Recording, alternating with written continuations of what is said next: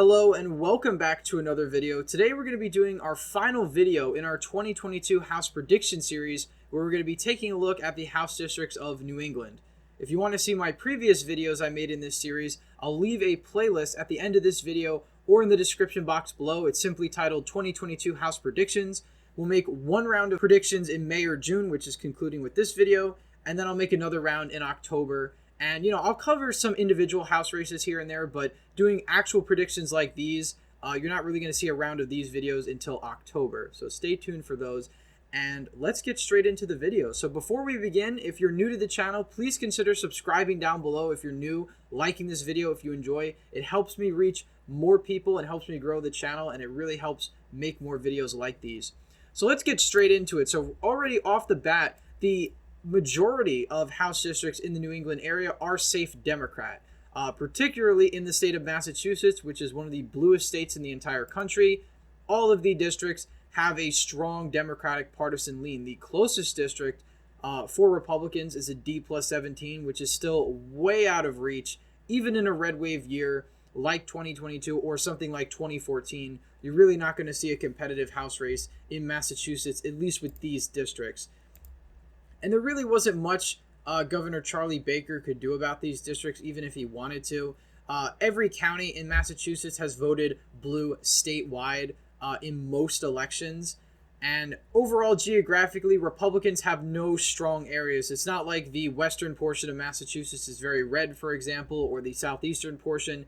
The blue vote is kind of spread out throughout the entire state. So getting a Republican district, you'd really have to gerrymander Massachusetts in order to get something like that. But no competitive districts in Massachusetts. Connecticut, we're going to start off with today. 3 of the districts are already safe Democrats, so we're not even going to talk about them. We're going to start off with the most competitive district in the state of Connecticut, and that is Connecticut's 5th Congressional District, which has a partisan lean of D+3. So you'd think already with a D+3 sort of lean, this should be a flip for the Republicans, given the national environment we're expected to see. The fact that Republicans are leading by about 2.6 in the generic ballot, probably will win the generic ballot by about 4 or 5 points. You would think that Republicans would be able to flip this district. But if you actually take a look at Connecticut's 5th district, it's a bit more complicated than that. In 2020, the district voted for Joe Biden by about 11 points. In 2016, though, it only voted for Hillary Clinton by 4. So even if we see a swing to the right, this district is going to be hard for Republicans to win. The incumbent Democrat in this district, if we take a look, Representative Hayes won her re-election to the House of Representatives by about 12 points back in 2020, despite Joe Biden winning this district by 11. So she did outperform a slight bit, but this is a district that I think Democrats are likely to hold on to in 2022, so I'm going to put that in the lean category, although I don't rule out a flip if Republicans actually run a good campaign. I know the incumbent is running for re-election, so already off the bat she's going to have an advantage. And keep in mind, this is the reddest district in Connecticut, so it's unlikely you're going to see any pickups in Connecticut in 2022 at this rate. Moving on over to Connecticut's 2nd Congressional District. This also has a partisan lean of +3. If we take a look at Connecticut's congressional districts and we look at the 2nd district, Biden also won this district by about 11 points. It was actually slightly redder in 2016 than the 5th district. Biden won this district by about 11, same as the 5th Congressional District. But the incumbent Democrat here does a lot better in elections. Joe Courtney won his last election by over 20 percentage points in a district that only voted for Joe Biden by about 11. So a massive overperformance there. Joe Courtney, the incumbent Democrat, is running for re-election. So as of right now, I am going to put him as the favorite. I'm not going to put it in the likely category, though, just because of the national environment. I'm going to put it as lean as well.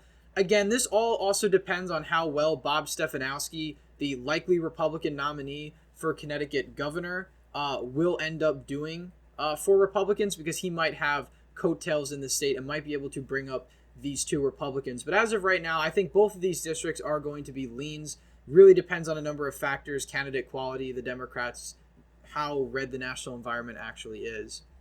Moving on over to Rhode Island's 2nd. I made a video about Rhode Island's 2nd about a week or 2 ago. Alan Fung, the Republican former gubernatorial nominee for both 2014 and 2018, is a good fit for the district in terms of electability. He's a much more moderate Republican, sort of socially liberal, very palatable, I think, in a blue district like the 2nd.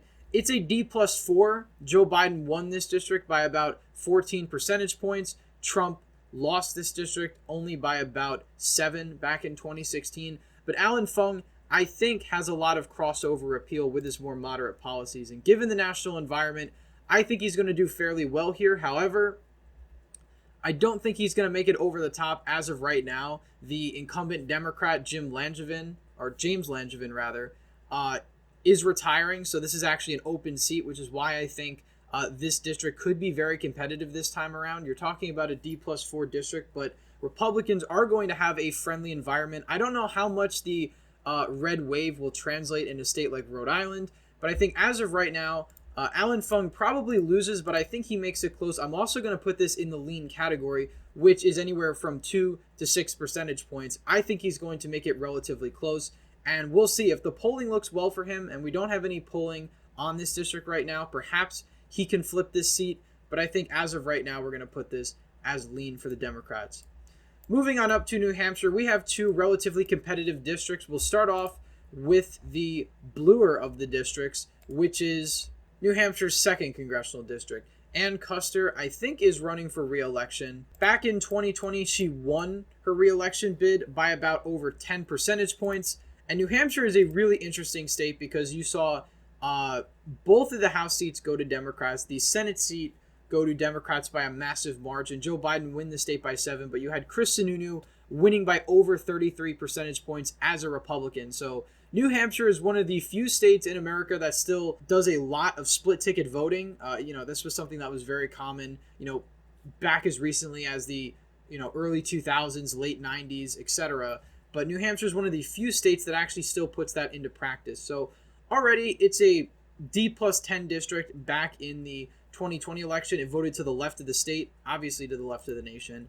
I think the Democrat in this case will hold on. I'm also going to put this as lean, though.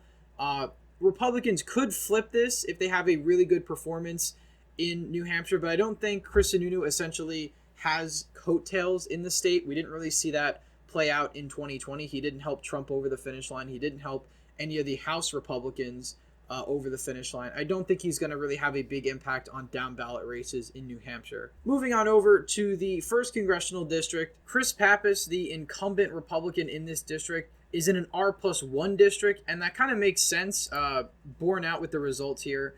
It did vote about a point to the right of the national environment and to the right of New Hampshire, obviously. Chris Pappas, the incumbent Democrat here, is currently in an R+1 district.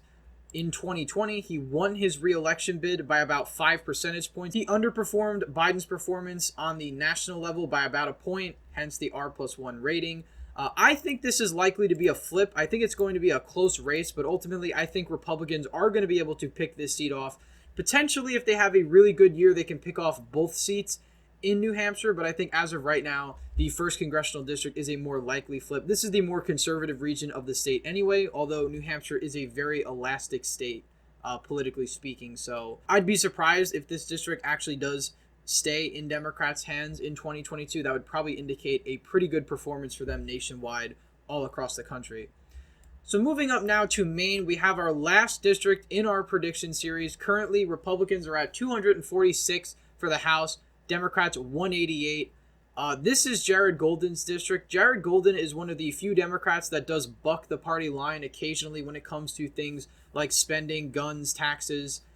So he is a real moderate Democrat in every sense of the word, but he is in a very challenging district. If we take a look at Maine's 2nd congressional district, it is an R+10 district. This is a district that Trump won by a likely margin in both 2016 and 2020.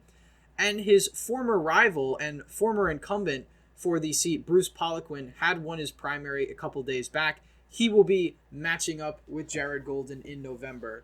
So Jared Golden beat Bruce Poliquin by a very narrow margin back in 2018, and it was really only because of the ranked choice voting system that the state had recently implemented that Golden came out on top. Bruce Poliquin in the first round actually won more votes, but because neither candidate got 50%, the other third-party candidates were eliminated, and essentially by the last ballot, you had Jared Golden winning by a couple of points over Bruce Poliquin. So what makes this race so competitive, I think, is the fact that Jared Golden is a moderate. He is somebody who, like I said earlier, bucks the party line. He's more conservative on issues like guns. And in a rural district like Maine 2nd, that's pretty important, I think, especially if he has a good ground game in the district and a good campaign.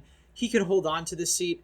Bruce Poliquin has been out of politics for about 4 years. He's coming back into it. We'll see if he actually will be able to flip this seat. I think if he does, it'll purely be based off the national environment. I've heard that Bruce Poliquin is not necessarily the best campaigner. This is a really tough race to categorize because I can really see it going either way. Especially right now. If we take a look at the polls for this district, Jared Golden has a lead, a pretty substantial lead, a 7-point lead in the latest poll, although this is a D-rated poll. And of course, Democrat, not D-rated as in letter grade, but... And of course, you have another poll where he's up by about 9 points. So Jared Golden is beating Bruce Poliquin by a decent amount in these polls. It's still tricky to categorize, though, because this will be a very tough year for the Democrats. And I think if Jared Golden does actually end up winning, it will be on the backs of independents and obviously moderate Republican voters that see him for the moderate that he has voted like in Congress. So I have a hunch. I think as of right now, we're going to put this as tilt Democrat. I think Jared Golden has a slight advantage right now, but I could really see this race going either way. Obviously, we're going to revisit all of these districts back in October again, so my mind could totally change on this district. But right now, I think Jared Golden will hold on narrowly thanks to ranked choice voting in Maine. That's also going to be a detriment to Paul LePage in the governor's race, and I'll probably make a separate video on Maine's governor's race, in the coming days. So anyway, guys, that is it for our 2022 House Prediction Series for the months of May and June. We currently have the Republicans at 246 seats to the Democrats 189. Obviously, we're going to be revisiting this again in a few months, but as of right now, Republicans are poised to win the House and win it by a pretty substantial margin. There's certainly a couple of districts that I was very wishy-washy on in terms of predicting. There's some that I could really see going either way. Obviously, Maine 2nd was an example of that, but if you watched my previous videos, there's a number of districts that I kind of indicated could really go either way. But anyway, guys, I hope you enjoyed this video. Please leave a thumbs up if you did. Subscribe to the channel if you aren't already. As always, again, thank you all for watching, and I hope to see you in the next one.